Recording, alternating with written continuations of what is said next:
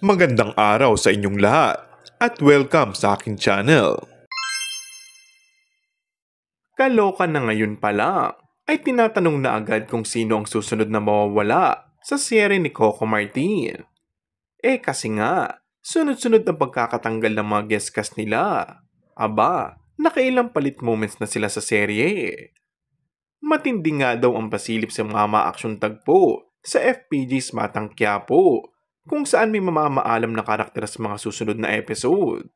Kung saan pinaghahandaan ng isang pangmalakasang engkwentro, kabilang ang mga karakter ni na Jake Cuenca, Andrea Brillantes at Makoy De Leon. Bagamat maingat si Coco sa mga detaling ibinahagi, nangako itong sunod-sunod na ang mga dapat abangan na makapigil hiningang revelasyon.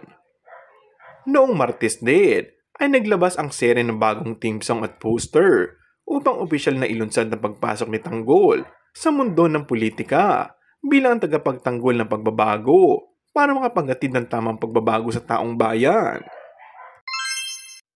And that's all for our today's video. Kung bago ka lang sa aking channel ay mag-subscribe at pindutin na rin ang notification bell. Maraming salamat!